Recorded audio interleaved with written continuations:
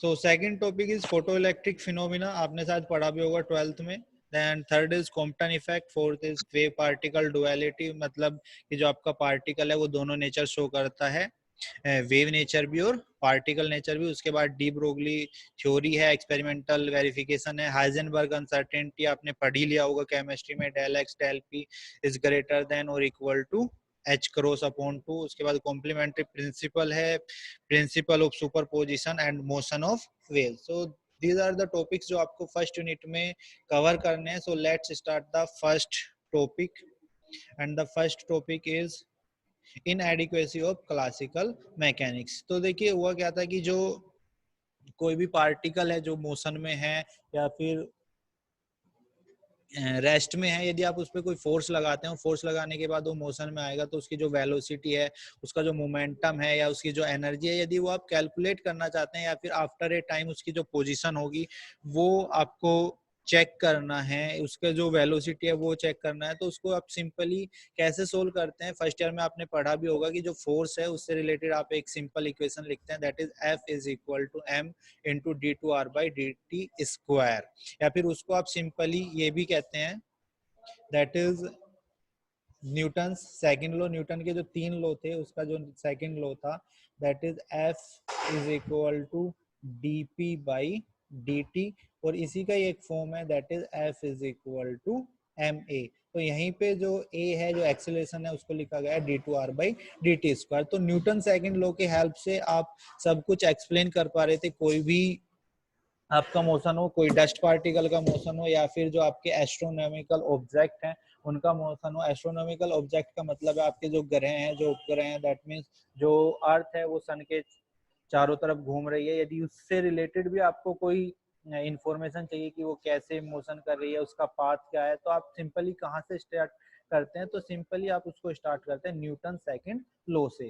तो वहां पे यदि आपको एक दो कंस्टेंट दिए गए हो, it's like initial position and velocity of the particle, तो उससे रिलेटेड आप सभी जो उसकी जो क्वांटिटीज हैं उससे रिलेटेड वो सब आप कैलकुलेट कर सकते हैं, जैसे मोमेंटम हो गया, एंगुलर मोमेंटम हो गया, उसका एनर्जी हो गया, तो वो सब आप कैलकुलेट कर सकते हैं इजीली। तो इन स्टार्टिंग 1687 में न्यूटन ने 3 लॉ दिए थे और उसकी हेल्प से हम सब कुछ एक्सप्लेन कर पा रहे थे, वो चाहे आपके एस्ट्रोनॉमिकल मासिव पार्टिकल हो या फिर आपका कोई डस्ट पार्टिकल हो, सिंपली आप उसको एक्सप्लेन कर पा रहे थे। लेकिन हुआ क्या कि जैसे जैसे आगे बढ़ते गए, साइंस ने प्रोग्रेस किया, तो डिफरेंट जो फिनोमिना थे वो वहां पे आपको दिखे, एंड टिल 19 सेंचुरी तक भी सब कुछ ठीक था, क्योंकि तब तक उतने जो फिनोमिना थे वो नहीं देखे गए थे। लेकिन उसके बाद क्या हुआ कि क्लासिकल मैकेनिक्स से जो फिनोमिना थे वो आप एक्सप्लेन नहीं कर पाए थे। 19 सेंचुरी से पहले सब ठीक था, क्लासिकल मैकेनिक्स से सब अच्छा चल रहा था, सब कुछ आप एक्सप्लेन कर पा रहे थे, but after the 19th century कुछ फिनोमिना ऐसे देखे गए जिनको आप क्लासिकल मैकेनिक्स की हेल्प से एक्सप्लेन नहीं कर पा रहे थे। वो कौन कौन से फिनोमिना थे जो थे, और 19th सेंचुरी में एक्चुअली ऐसा हुआ क्या कि जो स्टार्टिंग में ऐसा क्या हुआ कि भाई आप इसको एक्सप्लेन नहीं कर पा रहे थे, जहाँ पे क्लासिकल मैकेनिक्स फेल हो गया, तो वहां पे क्या हुआ था कि जो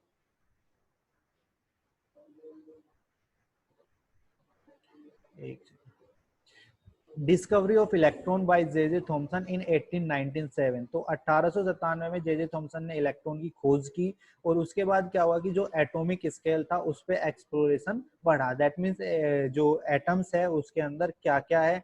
तो रदरफोर्ड का एटॉमिक जो रदरफोर्ड एक्सपेरिमेंट है वो आपको याद होगा, उन्होंने बताया था कि जो एटम है उसके सेंटर पे न्यूक्लियस है और उसके चारों ओर इलेक्ट्रॉन घूम रहा है, that is the Rutherford model, कि यहाँ पे सेंटर पे आपका न्यूक्लियस है और जो इलेक्ट्रॉन्स है वो उसके चारों ओर रिवॉल्व कर रहे हैं। अब जब इलेक्ट्रॉन इस न्यूक्लियस के चारों ओर घूम रहा है तो इट इज इन मोशन, तो इसको एक्सप्लेन करना था। तो यहाँ पे क्या हुआ कि जब आपने क्लासिकल मैकेनिक्स को अप्लाई किया that's the simple formula F is equal to m में। तो इसके द्वारा आप इसको एक्सप्लेन नहीं कर पाए। तो यहाँ पे क्या हुआ कि यहाँ पे आके आपका क्लासिकल मैकेनिक्स फेल हो गया। दूसरा क्या था कि जो एटम्स है वो स्टेबल है, वो आप सभी को पता है, कोई भी जो आप देखते हैं, बल्कि हम खुद भी एटम से मिलकर बना हुआ है और एटम स्टेबल है। लेकिन क्लासिकल मैकेनिक्स क्या कहता है, क्लासिकल मैकेनिक्स में आपने एक पढ़ा होगा कूलम्ब्स लॉ। तो कूलम्ब्स लॉ में क्या है कि एक जो पॉजिटिव चार्ज है और एक जो नेगेटिव चार्ज है वो एक दूसरे को अट्रैक्ट करेंगे। तो जो एटम है उसमें जो न्यूक्लियस है उस पर कैसे चार्ज होता है, पॉजिटिव चार्ज, और जो इलेक्ट्रॉन है उस पर कैसे चार्ज होता है, नेगेटिव चार्ज। तो यहाँ पे क्या होगा कि there is a force, attractive force. तो ये जो न्यूक्लियस है इस इलेक्ट्रॉन को अट्रैक्ट कर रहा होगा अपनी तरफ, लेकिन यहाँ पे, और यदि ये अट्रैक्ट है और ये इसके साथ मिल जाएगा तो जो एटम है वो डिस्ट्रॉय हो जाएगा, आपका खत्म हो जाएगा। जो रदरफोर्ड मॉडल है, आई थिंक वो आपने पढ़ा भी होगा कुछ इसी तरीके से, ताकि जो इलेक्ट्रॉन्स है वो घूमता हुआ आएगा, एनर्जी लॉस करता रहेगा, एंड इन द फाइनल वो न्यूक्लियस के अंदर जाके उसमें एटम आपका डिस्ट्रॉय हो जाएगा। ठीक है, तो यहाँ पे जो स्टेबिलिटी थी उस पर क्वेश्चन मार्क आया। यहाँ पे इसके जो रिलेटेड जो क्वांटिटीज थी, इसकी जो क्वालिटी थी इलेक्ट्रॉन की, कि मोमेंटम क्या होगा, इसकी एनर्जी क्या होगी, वो सब हम कैलकुलेट नहीं कर पा रहे थे क्लासिकल मैकेनिक्स की हेल्प से। So that's the problem। तो यहाँ पे आके classical concept do not hold in the region of atomic dimension. तो यहाँ पे आके आपका क्लासिकल मैकेनिक्स पूरी तरीके से फेल हो गया था, और वहां पे जरूरत पड़ी कि आप कोई एक नया मैकेनिक्स, कोई नया लॉ लेके आए जिसके हेल्प से इन सब को एक्सप्लेन किया जा सकते। तो ऐसे ही कुछ और फिनोमिना है जो कि क्लासिकल मैकेनिक्स की हेल्प से एक्सप्लेन नहीं हो पा रहे थे। रदरफोर्ड मॉडल ये था कि भाई ये घूमता हुआ इसमें गिर जाएगा इलेक्ट्रॉन। फिर उसके बाद बोर मॉडल आया था 1913 में, ठीक है, जो कि स्टेबिलिटी ऑफ एटम्स को दर्शा रहा था। उन्होंने क्या बताया था कि सेंटर पे आपका न्यूक्लियस है और इलेक्ट्रॉन्स जो है वो उसके चारों तरफ घूम रहा है, लेकिन जो इलेक्ट्रॉन्स है वो ऐसा नहीं कि कहीं पे भी घूमेगा, उसकी एक फिक्स ऑर्बिट होगी, ऐसा कुछ बताया था। और एक अपर ऑर्बिट से यदि लोअर ऑर्बिट में इलेक्ट्रॉन जाता है तो वो क्या करेगा, आपका फोटोन एमिट करेगा।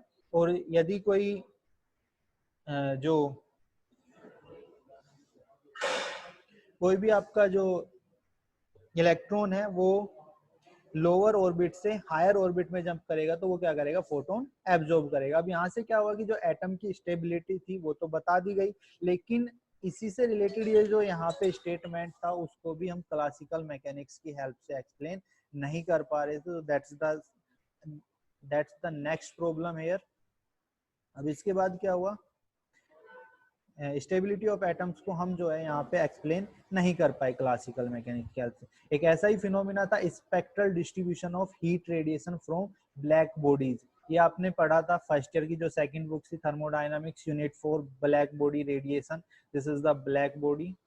कुछ इसी तरीके से आपने उसको डिफाइन किया था कि देयर इज ए कैविटी और यहाँ पे एक एंट्री पॉइंट है, और उस एंट्री पॉइंट्स के हेल्प से इसमें रेडिएशन एंटर करेगा और सारा का सारा जो रेडिएशन है वो इसमें एब्जॉर्ब हो जाएगा। So this is the black body, कुछ इस तरीके से डिफाइन किया था। और उसमें जो यहाँ पे जो एनर्जी डिस्ट्रीब्यूशन था, इंटेंसिटी वर्सेस वेवलेंथ, वो आपका कुछ इस तरीके से था।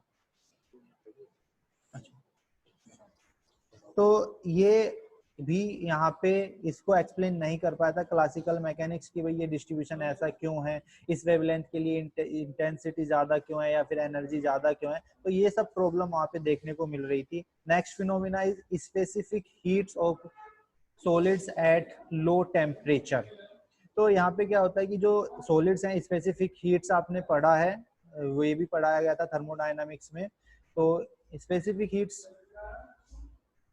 का जो वेरिएशन है विद रेस्पेक्ट टू टेम्परेचर, उसका जो कर्व है वो ऐसे आता है कुछ, मतलब जो हायर टेम्परेचर है उस पे स्पेसिफिक हीट सभी सॉलिड्स का कांस्टेंट होता है, वो वेरी नहीं करता। लेकिन लोअर टेम्परेचर पे near the 0 kelvin it's varies is directly C is directly proportional to T cube, और जो हायर टेम्परेचर है वहां पे C is equal to constant होता है। तो ये ऐसा क्यों हो रहा है, दैट्स द, वहां पे वो कंप्लीटली फेल हो गया था। The next phenomena is photo electric effect, उसको एक्सप्लेन नहीं कर पाया। And the next one is Compton scattering. तो ये कुछ फिनोमिना है जिसको एक्सप्लेन करने में क्लासिकल मैकेनिक्स पूरी तरीके से फेल हो गया था। तो उसी वजह से ये फील किया गया कि भाई अब कुछ नए लॉ और कुछ नए तरीके यहाँ पर लगाए जाएं जिसकी हेल्प से ये सब फिनोमिना एक्सप्लेन हो सके। तो उसी से रिलेटेड फिर क्या हुआ कि 1900 में जो आपके मैक्स प्लांक थे उन्होंने एक नया लॉ स्टेट किया कि जो रेडिएशन है, जो आप जानते भी हैं, फर्स्ट ईयर में बताया भी था थर्मोडायनामिक्स में, कि 1900 में मैक्स प्लांक ने एक लॉ दिया और उन्होंने क्या बताया कि जो रेडिएशन का एब्जॉर्प्शन या फिर एमिशन हो रहा है वो आपका कॉन्टिन्यूअस नहीं हो रहा है। दैट मीन्स वो आपका वेव की फॉर्म में नहीं है बल्कि वो पार्टिकल की फॉर्म में है। और जो पार्टिकल है वो आपका एक पार्टिकल क्या कहलाता है, दैट इज द फोटोन और क्वांटा ऑफ एनर्जी कहलाता है। और उस जो फोटोन की जो एनर्जी है उसके पास जो एनर्जी है that is equal E is equal to h, nu के बराबर होगी, जहां पे जो एच है वो आपका एक कांस्टेंट है, प्लांक कांस्टेंट, और जो न्यू है that is the frequency of radiation है। तो ये लो आया और इसी के बाद फिर क्या हुआ कि जो फोटो इलेक्ट्रिक इफेक्ट है वो एक्सप्लेन किया गया आइंस्टाइन के द्वारा। जो कॉम्पटन इफेक्ट है वो रेडिएशन के पार्टिकल नेचर को लेके एक्सप्लेन किया गया। इसी के हेल्प से आपका ब्लैक बॉडी को एक्सप्लेन किया गया। तो यहीं से जो है इस लॉ के बाद ही आपका जो न्यू मैकेनिक्स है उसका जन्म हुआ। These concept lead to a new mechanics which is now known as quantum mechanics. तो जितने भी आपके फिनोमिना थे जो आपने यहाँ पे देखे, जो यहाँ पे बताए कि कॉम्पटन स्कैटरिंग है, फोटो इलेक्ट्रिक इफेक्ट है, स्पेसिफिक हीट्स है, वो सभी को एक्सप्लेन किया गया with the help of max Planck law. और या फिर आप उसको कह सकते हैं कि जो रेडिएशन है, क्लासिकल मैकेनिक्स क्या कहता है कि जो रेडिएशन है वो आपका जाएगा वेव नेचर रखता है, ठीक है। लेकिन जो क्वांटम मैकेनिक्स है, जो मैक्स प्लांक है, उन्होंने क्या बताया कि जो रेडिएशन है आपका वो वेव नेचर तो रखता ही है, साथ में वो पार्टिकल नेचर भी शो करता है। तो पार्टिकल नेचर को लेके ये सभी को एक्सप्लेन किया गया और वहीं से आपका न्यू मैकेनिक्स क्वांटम मैकेनिक्स का जन्म हुआ। तो इन एडिक्वेसीज का मतलब यही है कि क्या क्या कमियां थी, तो आपको उसमें यही लिखना है। स्टार्टिंग कहाँ से करनी है कि हम बिफोर 1900 सब कुछ एक्सप्लेन कर पा रहे थे न्यूटन्स लॉ की हेल्प से, लेकिन उसके बाद आपको फिर ये 4-5 एग्जांपल देके बताना है कि आप इसके न्यूटन मैकेनिक्स से उसको एक्सप्लेन नहीं कर पाए। तो वहीं से न्यू मैकेनिक्स का जन्म हुआ, जहां से आपका जिसको नाम दिया गया क्वांटम मैकेनिक्स। क्वांटम मैकेनिक्स इसलिए नाम दिया गया क्योंकि यहाँ पे जो एटॉमिक लेवल, जो एटॉमिक डायमेंशन है उसके जो पार्टिकल्स थे उसको आप एक्सप्लेन कर पा रहे थे। और क्वांटम का मतलब भी होता है बहुत ही ज्यादा छोटा, so that is called quantum mechanics.